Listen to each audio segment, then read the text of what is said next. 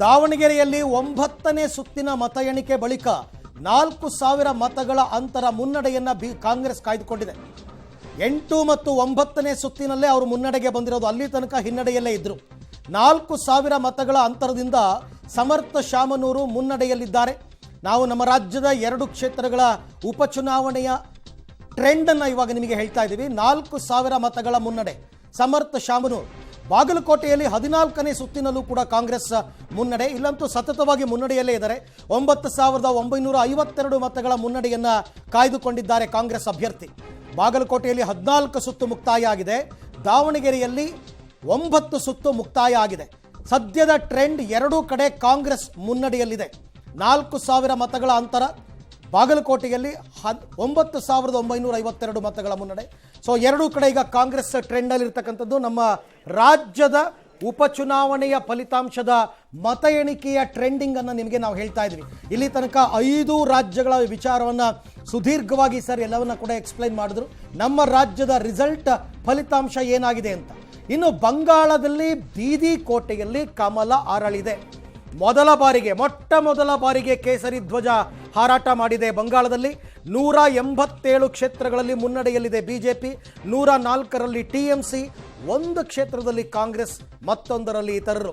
ಇದು ವಿಎಚ್ಪಿ ಜೊತೆ ಆರ್ಎಸ್ಎಸ್ನವರು ಚರ್ಚೆಯನ್ನ ಮಾಡ್ತಾ ಇದ್ದಾರಂತೆ. ಇವಾಗ ಮುಂದೇನು ಸರ್ಕಾರ ರಚನೆ, ಹಿಂದೂಗಳ ಮತ ಒಗ್ಗೂಡಿಸಲು ಪಂಚಸೂತ್ರವನ್ನ ರಚನೆ ಮಾಡಲಾಗಿತ್ತು. ಬಂಗಾಳದಲ್ಲಿ ಹೆಂಗೆ ಸಾಧ್ಯ ಆಯಿತು, ಯಾವ ರೀತಿ ಜನ ಸೈದ್ಧಾಂತಿಕವಾಗಿ ಬದಲಾದರು ಅಂತಕ್ಕಂಥದ್ದನ್ನ ಹೇಳ್ತಾ ಇದ್ರು, ವಿವರಿಸ್ತಾ ಇದ್ರು.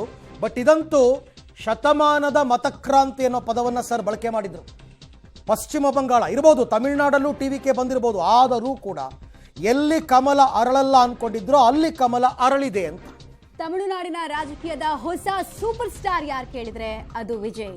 ಡಿಎಂಕೆಯನ್ನ ಧೂಳಿಪಟ ಮಾಡಿದ್ರು ವಿಜಯ್ ಅಂದ್ರೆ ತಪ್ಪಾಗಲ್ಲ. ತಮಿಳುನಾಡಿನ MGR ಆಗಿದ್ದಾರೆ. ಇನ್ಫ್ಯಾಕ್ಟ್ MG ರಾಮಚಂದ್ರ ರಾವ್ ಕೂಡ ಮೊದಲ ಪ್ರಯತ್ನದಲ್ಲೇ ಅಭೂತಪೂರ್ವ ಗೆಲುವನ್ನ ಸಾಧಿಸಿದ್ರು.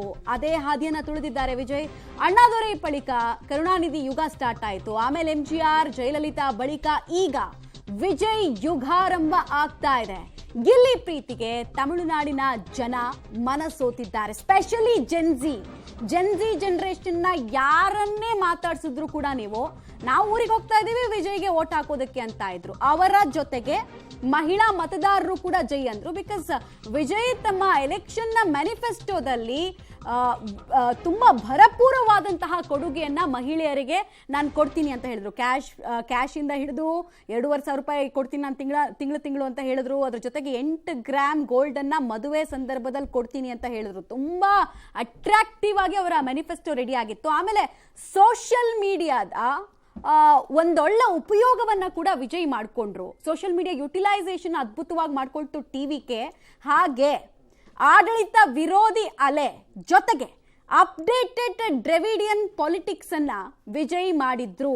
ಈಗ ಆಲ್ರೆಡಿ ದ್ರಾವಿಡ ರಾಜಕಾರಣವನ್ನೇನು AIADMK ಮತ್ತು DMK ಮಾಡ್ಕೊಂಡು ಬರ್ತಾ ಇತ್ತು, ಅದರ ಅಪ್ಡೇಟೆಡ್ ವರ್ಷನ್ ಅನ್ನ ನಾನು ಹೇಳ್ತೀನಿ ಅಂತ ಹೇಳಿದ್ರು. ಜೊತೆಗೆ ಇಲ್ಲಿ ತನಕ DMK ಸ್ಥಾಪನೆ ಆದಾಗ್ಲಿಂದ ಕೂಡ DMK ವಿರುದ್ಧ ಯಾವ್ಯಾವ ಪಕ್ಷಗಳು ಸೇಮ್ ಐಡಿಯಾಲಜಿಯನ್ನ ಹೊತ್ಕೊಂಡು ಪಾಲಿಟಿಕ್ಸ್ಗೆ ಎಂಟ್ರಿ ಕೊಟ್ಟಿದ್ರು, ಅಂತವರಲ್ಲಿ ಸೂಪರ್ ಹಿಟ್ ಆಗಿತ್ತು TVK.